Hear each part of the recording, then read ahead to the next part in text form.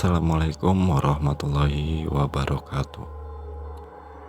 Selamat malam semuanya.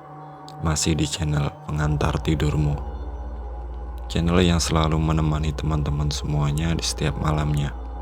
Pada kesempatan malam ini, saya akan membawakan sebuah cerita yang dikirimkan oleh teman kami yang bernama Rian. Oke, sebelum masuk ceritanya, saya mengingatkan dulu kepada teman-teman untuk selalu support channel ini agar channel ini bisa berkembang dan saya, Rian, bisa selalu menemani teman-teman semuanya di setiap malamnya. Pada kesempatan malam ini saya akan membawakan cerita yang dikirim oleh Rian ini. Jadi Rian ini tinggal di salah satu daerah yang ada di Jawa Timur, tepatnya di daerah. Cerita ini berkisah pada saat Rian ini masih berusia 13 tahun. Jadi waktu itu pada sekitar tahun 2007, si Rian ini tinggal bersama kedua orang tuanya dan juga kakek neneknya. Rian ini mempunyai seorang pakde, saudara dari ayahnya yang bernama Pak Deyono. Pak Deyono ini sudah berkeluarga dan juga mempunyai 2 orang anak. Pak Deyono ini orangnya bisa dibilang mampu. Beliau mempunyai usaha toko sendiri. Jadi waktu itu pada tahun 2007 itu Pak Deyono ini sudah mempunyai toko sendiri dan mempunyai 2 orang karyawan. Hubungan Pak Deyono dengan ayahnya Rian ini sangat baik. Bahkan Pak Deyono ini menganggap Rian ini seperti anaknya sendiri. Tapi hal itu berbanding terbalik. Jadi Pak Deyono ini hubungannya dengan kakeknya Rian atau dengan ayahnya Pak Deyono sendiri ini sangat tidak bagus atau sangat tidak baik. Jadi Pak Deyono ini punya kebiasaan beliau ini suka judi, main perempuan, dan mabuk-mabukan. Hal inilah yang membuat hubungan Pak Deyono dan juga kakeknya Rian ini atau ayahnya Pak Deyono itu tidak baik. Mereka ini selalu selisih paham, mereka ini selalu bertengkar karena kakeknya Rian ini selalu mengingatkan Pak Deyono ini untuk berhenti dari kebiasaan-kebiasaan seperti itu. Sedangkan Pak Deyono ini sama sekali tidak mau mendengar apapun yang dikatakan oleh ayahnya tersebut. Waktu terus berjalan, di sini kakeknya Rian ini sudah mulai sakit-sakitan. Apalagi selalu mendengar tentang Pak Deyono yang selalu masih main judi, main perempuan, berbuat kasar kepada anak dan istrinya. Dan apalagi kondisi Pak Deyono yang sekarang ini karena kebiasaan-kebiasaannya itu, Pak Deyono ini sekarang ini sudah tidak mempunyai apa-apa lagi. Usahanya Pak Deyono ini sudah tutup dan bahkan hutang-hutang dari Pak Deyono ini sudah menumpuk. Setiap hari banyak yang menagih ke rumahnya. Dari sinilah awal permulaan perubahan dari Pak Deyono tersebut. Karena memang Pak Deyono ini sekarang sudah tidak seperti dulu lagi. Sekarang usahanya sudah bangkrut dan juga punya banyak hutang. Pak Deyono ini sering sekali menjual aset yang ada di rumah kakeknya Rian ini. Mulai dari motor nyampe perhiasan nenek itu dijual sama Pak Deyono untuk membayar hutang-hutangnya. Tidak cuma itu, di sini Pak Deyono ini sering sekali minta uang ke ayahnya Rian tersebut. Suatu waktu entah apa yang merasuki Pak Deyono ini, tiba-tiba Pak Deyono ini datang ke rumah. Di situ marah-marah, kayaknya Pak Deyono ini mabuk. Beliau marah-marah di rumah, ngomong minta warisan, padahal waktu itu kakek ini masih hidup meskipun dalam keadaan yang sudah sakit. Di sini kakek ini bilang, "Kamu ini nak, sudah berapa banyak yang kamu jual untuk melunasi hutang-hutangmu? Bahkan bapak masih sakit seperti ini aja kamu masih saja minta warisan. Bapak ini belum meninggal." Di sini Pak Deyono tuh bilang, justru karena bapak belum meninggal ini harusnya dibagi. Nanti kalau bapak meninggal ini malah jadi ribut. Di sini kakeknya Rian ini sambil nafasnya ini terengah-engah ngomong, kamu ini coba lihat adikmu. Adikmu ini loh belum pernah ngerepotin bapak. Bapak sakit kayak gini juga yang ngerawatin adikmu. Kamu kemana aja? Di sini Pak Deyono ini sekitar itu marah karena merasa dibanding-bandingkan dengan adiknya. Bahkan waktu itu Pak Deyono sempat mau memukul bapaknya tersebut. Di sini langsung saja ayahnya Rian ini menghentikan hal tersebut. Dan waktu itu Pak Deyono ini bilang, aku nggak bakal minta warisan lagi Pak. Ingat Pak, kalau aku makan uang warisan dari bapak, aku siap ditabrak bis sampai mati. Seketika itu ada kilat dan petir yang menyambar. Doar, seolah-olah ini ada pertanda alam.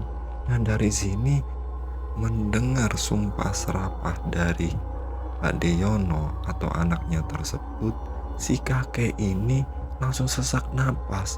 Dan di situ orang-orang ini panik. Dibawalah kakek tersebut ke dalam kamar. Dan setelah kejadian itu Pak Deyono ini pergi begitu saja. Sekitar 1 bulan kemudian, di sini sakit kakek ini semakin parah. Dan waktu itu kakek ini menghembuskan nafas terakhirnya. Dan ketika kakek ini menghembuskan nafas terakhirnya, di situ hanya ada keluarganya dari Rian, ada ayah dan ibunya Rian serta nenek dan keluarga-keluarga yang lain. Sedangkan Pak Deyono dan anak istrinya ini tidak ada waktu itu. Jadi semenjak kejadian pertengkaran Pak Deyono dan kakek ini, Pak Deyono ini sudah tidak pernah lagi ke rumah. Nyampe kakek ini mengembuskan nafas terakhirnya, kakek di sini pun sudah meninggal dan Pak Deyono ini nggak pernah ke rumah. Tiba-tiba pada sekitar 1 minggu kemudian, Pak Deyono ini datang ke rumah dan meminta hak warisnya. Di sini ayahnya Rian ini sebenarnya tidak ada masalah pribadi dengan Pak Deyono. Cuman ayahnya Rian ini sangat menyayangkan kenapa Pak Deyono ini tidak pernah menjenguk kakek hingga kakek ini menghembuskan nafas terakhirnya. Inilah yang diungkapkan oleh ayahnya Rian. Dan akhirnya karena memang itu permintaan Pak Deyono, akhirnya nenek dan keluarga ini dikumpulkan dan dibagilah warisan tersebut kepada ayahnya Rian dan juga Pak Deyono tersebut. Jadi mereka berdua ini mendapat bagian masing-masing. Setelah itu, setelah mendapatkan warisan tersebut, Pak Deyono ini tidak pernah mengunjungi ayahnya Rian atau nenek. Pada suatu waktu, datanglah istrinya Pak Deyono itu ke rumah. Di situ ada ayahnya Rian dan juga nenek. Jadi istrinya Pak Deyono ini bercerita, semenjak Pak Deyono ini mendapatkan warisan tersebut, Pak Deyono ini malah semakin menggila. Jadi semua warisan tersebut ini sudah dijual, mulai tanah, rumah, dan lain-lain sudah dijual untuk judi, mabuk-mabukan, dan juga main wanita. Di sini Bude ini minta tolong kepada ayahnya Rian untuk supaya ayahnya Rian ini mau menasehati kakaknya tersebut atau Pak Deyono ini. Karena Bude ini tahu kalau Pak Deyono itu sayang sekali dengan adiknya tersebut atau ayahnya Rian ini. Akhirnya ayahnya Rian ini pun mengiyakan permintaan dari kakak iparnya tersebut. Dan pada sewaktu-waktu ayahnya ini sudah tahu kemana biasanya Pak Deyono ini bermain judi. Didatangilah oleh ayahnya Rian tersebut.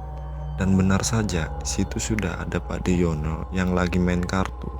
Seketika itu ayahnya Rian itu pun ngomong, "Mas, ikut aku bentar." Pak Deyono pun ini mengikuti permintaan dari adiknya tersebut. Waktu itu diajaklah Pak Deyono tersebut pulang.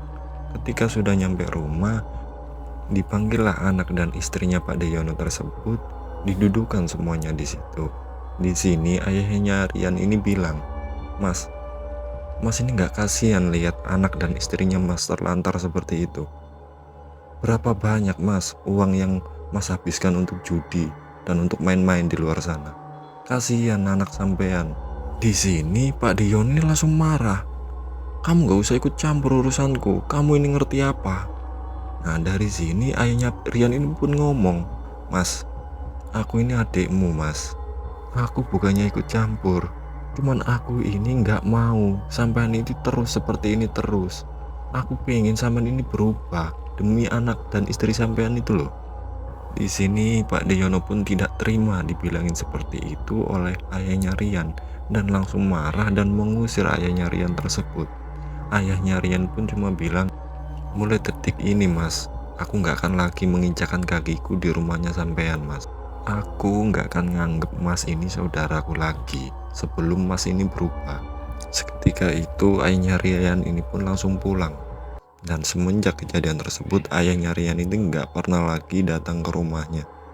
Pada suatu malam di sini saat ayahnya Rian ini lagi ngobrol dengan keluarga dan juga nenek, di situ tiba-tiba ada tamu.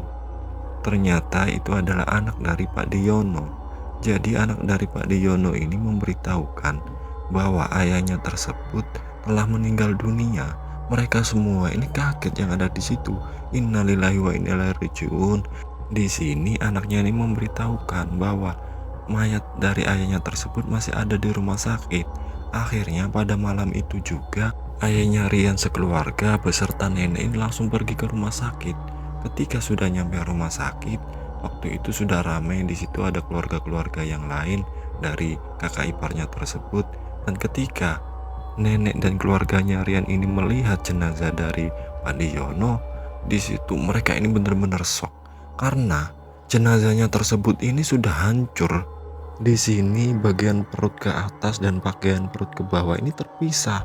Di situ juga masih banyak luka-luka dan kepalanya itu seperti hancur. Ternyata Pak Deyono ini meninggal karena terlindas oleh bis.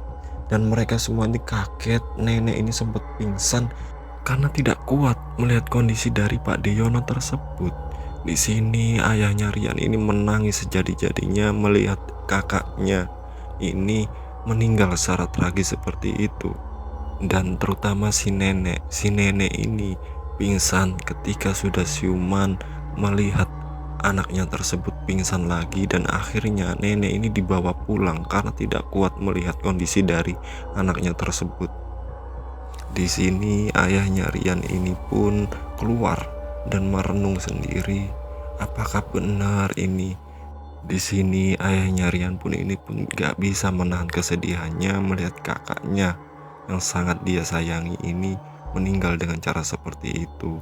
Dan juga seketika itu terlintas dalam pikiran ayahnya Rian, apakah ini buah dari sumpahnya kakaknya dulu? Apabila kakaknya tersebut makan harta dari si kakek, maka kakaknya tersebut akan dilindas bis. Dan ternyata semua itu terjadi. Jadi di sini benar-benar ayahnya Rian ini benar-benar sangat sedih